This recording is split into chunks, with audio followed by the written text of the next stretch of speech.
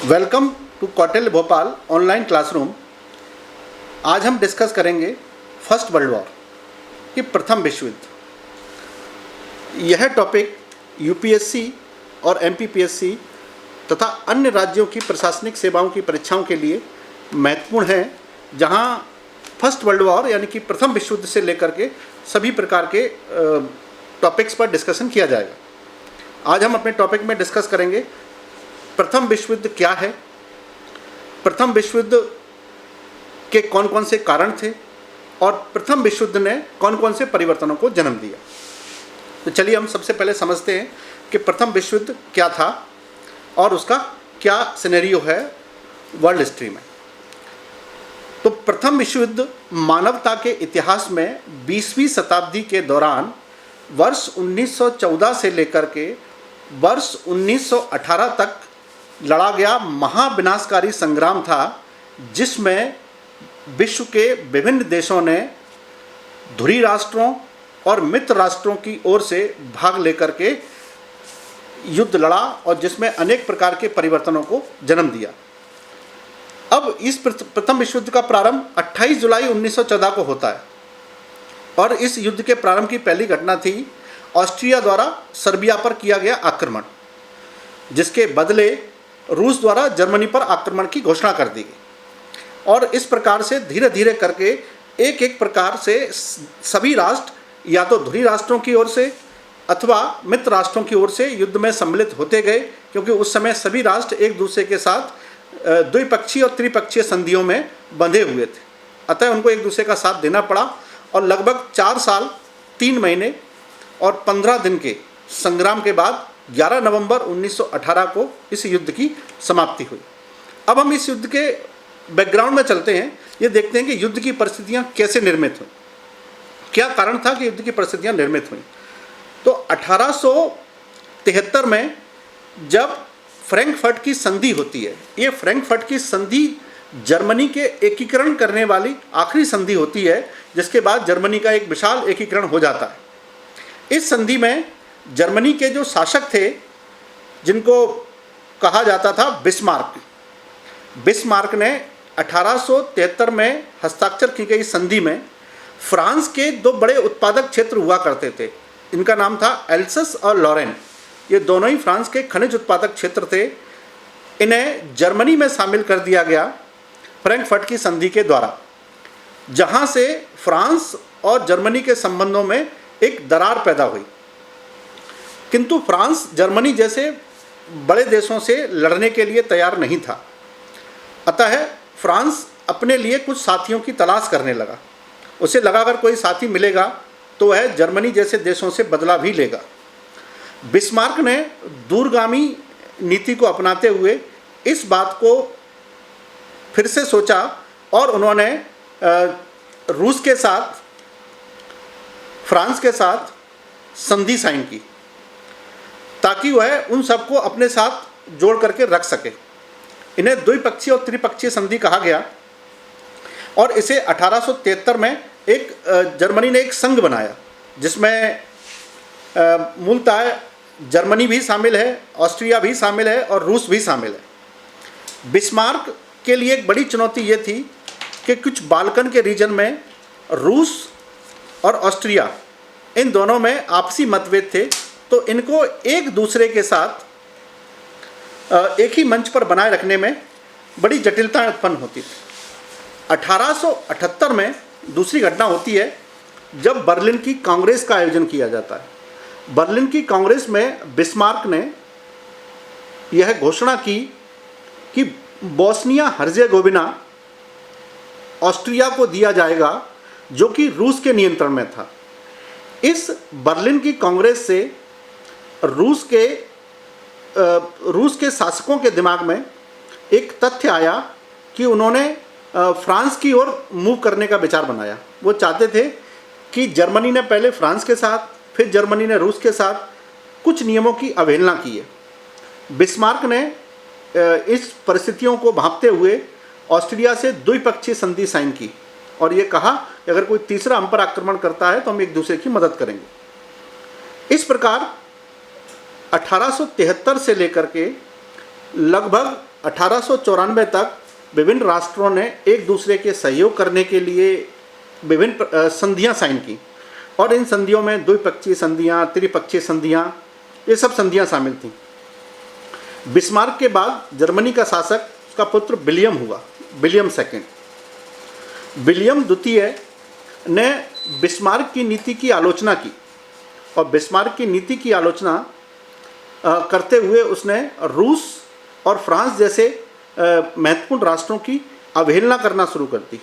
जब उन्होंने इसकी अवहेलना करनी शुरू की तो फ्रांस और रूस में संधि हो गई। अब ये वही घटना हुई जिसका डर बिस्मार्क को था कि फ्रांस को मित्र मिल गया, रूस को भी मित्र मिल गया। इसके अलावा विलियम द्वितीय ने इंग्लैंड के लिए भी संकट उत्पन्न कर दिया जब उसने यह घोषित किया कि जर्मनी अपने नौसैनिक शक्ति को विश्व में सबसे सर्वश्रेष्ठ बनाएगा। तो यह यूरोप के जो प्रभावशाली देश थे इंग्लैंड, उनके लिए एक चिंता का विषय था। इस प्रकार से फ्रांस और रूस में जो मित्रता उत्पन्न हुई, 1904 ईस्वी में फ्रांस के साथ एक संधि साइन की, और 1905 में जापान से रूस पराजित हुआ। जापान द्वारा रूस के पराजित होने से एक ऐसा संकेत पूरे विश्व में उत्पन्न हुआ जिसमें ये लगा कि कोई भी राष्ट्र अपनी कुशल नौसैनिक क्षमता और योग्य प्रणाली से बृहद राष्ट्रों को भी पराजित कर सकता है। ठीक, अब फ्रैंकफर्ट की संधि में जो कुछ हुआ था, अब उसका नकारात्मक पक्ष उभरने लगे। इसी संदर्भ में ये कहा जाता है कि फ्रैंकफर्ट की संधि ने ही प्रथम विश्व युद्ध के बीच बो दिए थे। फ्रैंकफर्ट की संधि के अलावा कुछ ऐसी घटनाएं भी थी जिन्होंने विश्व युद्ध के लिए आवश्यक परिस्थितियां निर्मित की, जिन्हें कहा जा सकता है कि द्विपक्षीय त्रिपक्षीय संधियां थीं। रूस और जापान का युद्ध था, बोस्निया का क्राइसिस था, और एक था जुलाई क्राइसिस। जुलाई क्राइसिस वो था कि जब 28 जुलाई को हमला किया गया ऑस्ट्रिया द्वारा सर्बिया पर, तो यूरोप के सभी देश एक दूसरे के साथ पत्र व्यवहार करने लगे, संधियों के बारे में चर्चाएं करने लगे, और इन युद्ध के माहौल से बचने की कोशिश करने लगे। तो जो जुलाई में जो कुछ हुआ उसे एक जुलाई क्राइसिस की संज्ञा दी गई, जुलाई संकट की संज्ञा दी गई। इस जुलाई क्राइसिस तक आते आते जो प्रमुख कारण खोजे जा सकते हैं प्रथम विश्व युद्ध के लिए, उनमें पहला है सैन्यवाद और सशस्त्रीकरण, आर्मनाइजेशन एंड मिलिटराइजेशन। तो आर्मनाइजेशन ये था कि जब से औद्योगिकरण तीव्र गति से बढ़ा था, तब से विश्व के विभिन्न देशों में खतरनाक और डेंजरस वेपन्स बड़ी संख्या में बनाए जा रहे थे, लेकिन उनका प्रयोग कहीं भी व्यापक रूप से नहीं हुआ। इसी प्रयोग को सुनिश्चित करने के लिए, इसी प्रयोग को करने के लिए ऐसी माहौल तैयार हुआ। ऐसा माना जाता है कि कुछ ऐसे कारण थे जैसे कि सैन्यवाद, दूसरा था राष्ट्रीयता की भावना। यूरोप में विभिन्न एथनिसिटी के लोग निवास करते थे, जिनमें कुछ सर्ब थे, कुछ ऑस्ट्रिच थे, कुछ कजाक थे, कुछ उज्बेक थे, ऐसे बहुत सारे लोग निवास करते थे। ये सब लोग अपने अपने लिए एक राष्ट्र चाहते थे, और ऐसे ही एक राष्ट्र का सपना देख रहा था सर्बिया। और सर्बिया में एक ऑर्गेनाइजेशन थी जिसका नाम था ब्लैक हैंड, और उस ब्लैक हैंड ऑर्गेनाइजेशन के लोगों ने सर्बिया और जहाँ जहाँ सर्ब लोग रहते थे, ऑस्ट्रिया के कुछ हिस्सों को मिला करके, बोस्निया के कुछ क्षेत्रों को मिला करके सर्बिया राष्ट्र बनाने की मांग कर रहे थे। और इसी मांग को चलते विभिन्न देशों में भी मांग चल रही थी कि हमको एक राष्ट्र बना दिया जाए, एक राष्ट्र बना दिया जाए। तो राष्ट्रीयता की भावना जो तेज़ी से चल रही थी, उसमें बहुत सारे आंदोलन थे, सर्ब जर्मनवादी आंदोलन थे, सर्ब इस्लामवादी आंदोलन थे। तो इन सारे आंदोलनों ने पूरे विश्व को एथनिसिटी के आधार पर अलग अलग हिस्सों में बांट दिया था। यही कारण रहा कि राष्ट्रवाद भी प्रथम विश्व युद्ध के लिए एक परिस्थितियां निर्मित करने में सहायक सिद्ध हुआ। और इन्हीं राष्ट्रवादी परिस्थितियों के कारण ब्लैक हैंड ऑर्गेनाइजेशन के एक व्यक्ति ग्रेवियल प्रिंसेप ने ऑस्ट्रिया के राजकुमार आर्कड्यूक की हत्या कर दी। उसके राजकुमार की हत्या, फर्डिनेंड की हत्या कर दी। जैसे ही राजकुमार की हत्या हुई तो ऑस्ट्रिया ने जर्मनी पर बहुत सारे आरोप लगा दिए, और उन आरोप का बदला लेने के लिए उससे क्षतिपूर्ति मांगी, और क्षतिपूर्ति जब सर्बिया चुका नहीं पाया तो उस पर आक्रमण कर दिया। इसके अलावा साम्राज्यवाद और आर्थिक प्रतिद्वंद्विता भी एक बड़ा कारण था। एम्पीरियलिज्म एंड इकोनॉमिक कंपटीशन, क्योंकि औद्योगिकरण के कारण हर देश ज़्यादा से ज़्यादा बड़े मार्केट पर कब्जा करना चाहता था, इसके लिए उसको एम्पेरियलिज्म, साम्राज्यवाद की नीति से पढ़ना, और साम्राज्यवाद की नीति के मूल में युद्ध निहित होता है। बिना युद्ध किए साम्राज्यवादी परंपरा को पूरा नहीं किया जा सकता है। इन सब के अलावा उस समय अंतर्राष्ट्रीय संस्थाओं का या अंतर्राष्ट्रीय शांति संस्थाओं का पूर्णतः अभाव था, और इस अंतर्राष्ट्रीय शांति संस्थाओं के पूर्ण अभाव ने युद्ध को निर्मित होने, युद्ध की परिस्थितियों को रोकने का प्रयास नहीं किया। और जब ऑस्ट्रिया के राजकुमार फर्डिनेंड की हत्या हुई तो यह एक तात्कालिक कारण सिद्ध हुआ। हम इसको समग्र रूप में ये कह सकते हैं कि मिलिट्रीराइजेशन यानी कि सैन्यवाद या हथियारीकरण ने या साम्राज्यवाद और आर्थिक प्रतिद्वंद्विता ने, अंतर्राष्ट्रीय संस्थाओं ने, राष्ट्रवादी भावनाओं ने पूरे विश्व को बारूद के ढेर पर लाकर खड़ा कर दिया। और इस बारूद के ढेर पर चिंगारी लगाने का काम ऑस्ट्रिया के राजकुमार फर्डिनेंड की हत्या की जो घटना थी, जिसको सराजेवो हत्याकांड कहा जाता है, ने किया। और इसी घटना के परिणामस्वरूप ऑस्ट्रिया ने 28 जुलाई को सर्बिया पर आक्रमण किया। उसके बाद जुलाई संकट की स्थितियां हुई, जब जुलाई संकट से भी या जुलाई में जो भी वार्तालाप विभिन्न देशों के मध्य हुए, पत्र व्यवहार हुआ, मीटिंग्स हुई, लेकिन जब वह युद्ध को रोकने में असफल रहे तो विभिन्न देशों ने अपनी अपनी संधियों के अनुसार अपने अपने साथियों का साथ देने के लिए एक दूसरे पर आक्रमण किया। और धीरे धीरे विश्व के बहुत सारे देश इस दो ग्रुप में बंट गए। एक गुट को कहा गया धुरी राष्ट्र समूह। इसका नेतृत्व किया जर्मनी ने, जिसमें ऑस्ट्रियन हंगरी एम्पायर भी शामिल है, जर्मनी भी शामिल है, ओटोमन एम्पायर भी शामिल है और बुल्गारिया का एम्पायर भी शामिल है। जबकि दूसरा समूह था मित्र राष्ट्रों का, जिसका नेतृत्व किया था इंग्लैंड ने, और उसमें थे France, Russia, Serbia, Montenegro, Japan, Belgium, Italy, और बाद में अमेरिका ने भी ज्वाइन किया, रोमानिया, पोर्चुगल, चाइना, ग्रीस और भी जो मित्र राष्ट्रों की ओर से भाग लिए। अमेरिका ने इस युद्ध में प्रारंभ में भाग नहीं लिया, किंतु जब जर्मनी ने अमेरिका के सिविलियंस पर हमला करना शुरू कर दिया 1917 में, तब जाकर के अमेरिकन ने इस युद्ध में भाग लिया। फिर यह युद्ध और विध्वंसकारी हो गया। तो यह प्रथम विश्व युद्ध की घटना थी कि जिसमें क्या क्या हुआ प्रथम विश्व युद्ध के दौरान। चलिए अब हम देखते हैं प्रथम विश्व युद्ध के प्रभाव। तो प्रथम विश्व युद्ध के जो प्रभाव संपूर्ण विश्व पर देखे गए, उन्हें 4 भागों में बांटा जा सकता है: राजनीतिक प्रभाव, सामाजिक प्रभाव, आर्थिक प्रभाव एवं अन्य प्रभाव। तो सबसे पहले हम डिस्कस करते हैं राजनीतिक प्रभाव, political impact of first world war. इसमें सबसे पहले हम ये देख सकते हैं कि प्रथम विश्व युद्ध के बाद जो राष्ट्रवादी भावना पैदा हुई थी विश्व युद्ध से पहले, वो अत्यधिक तेजी से फैल गई, तीव्र गति से फैल गई। और ये देखा गया कि पेरिस शांति सम्मेलन ने राष्ट्रीयता की भावना को घोषित करने का कार्य किया, और उस पेरिस सम्मेलन ने अपने अपने राष्ट्रों और संबंधित राष्ट्रों के पक्ष में ऐसे निर्णय लिए कि जिससे राष्ट्रवादी भावना को और ज़्यादा फ्यूल मिला और ज़्यादा बूस्ट मिला।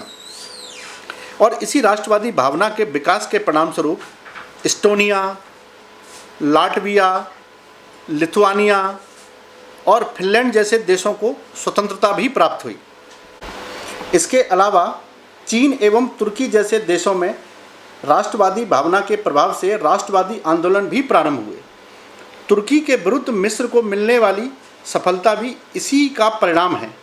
इसी के परिणामस्वरूप आयरलैंड में इंग्लैंड के शासन के विरुद्ध आंदोलन प्रारंभ हुआ, जिससे उत्तरी आयरलैंड आज़ाद मुल्क बन गया, आज़ाद देश बन गया।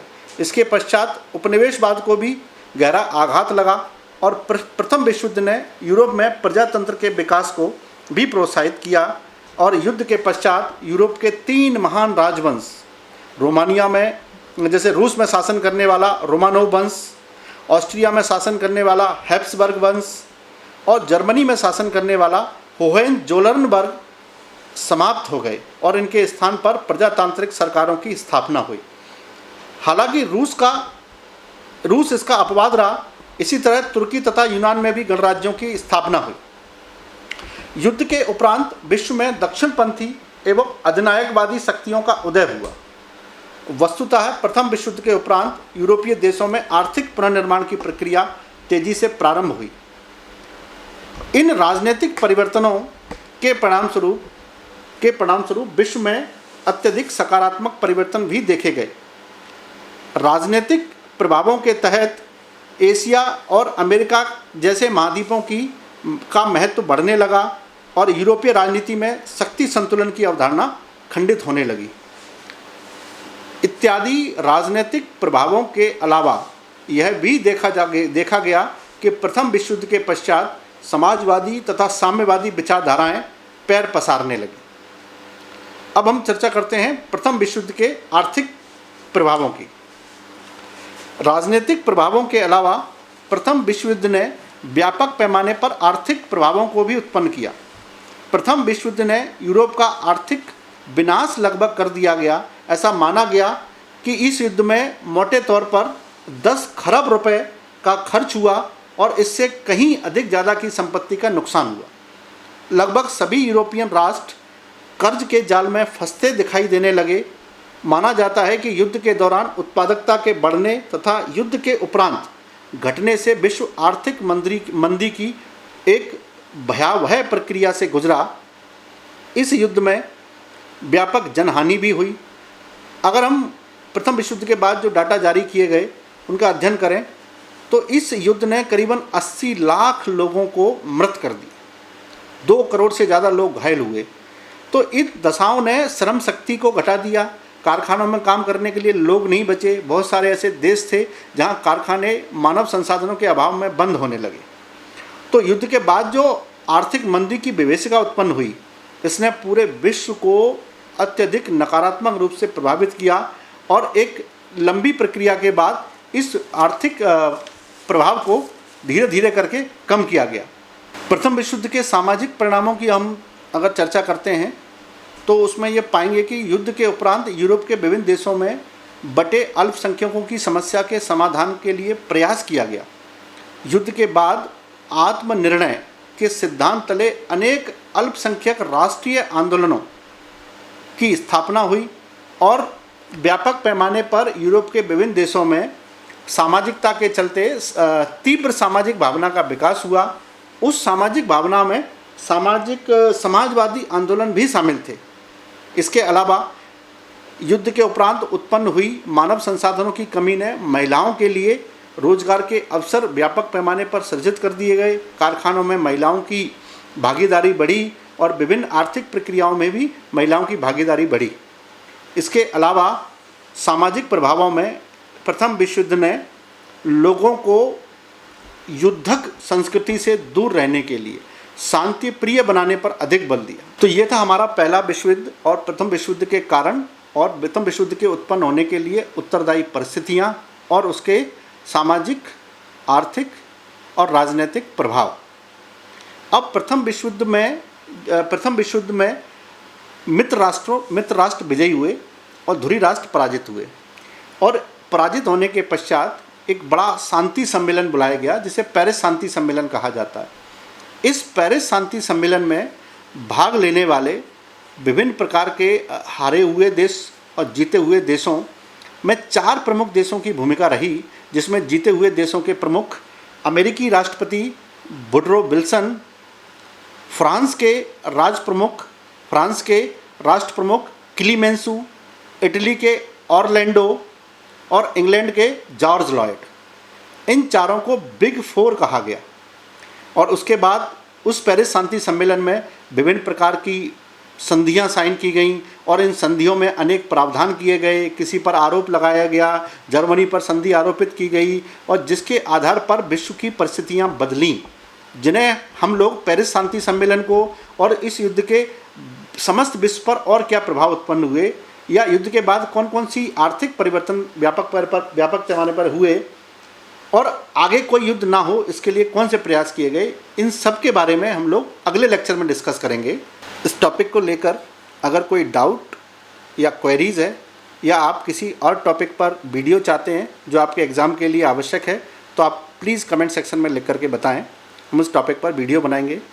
और ये टॉपिक आपको कैसा लगा, वीडियो पसंद आया तो लाइक करें और चैनल पर यदि आप नए हैं तो सब्सक्राइब करें, साथ में बेल आइकन को ऑन करें जिससे हमारी आने वाली वीडियो का नोटिफिकेशन आपको तुरंत मिल सके।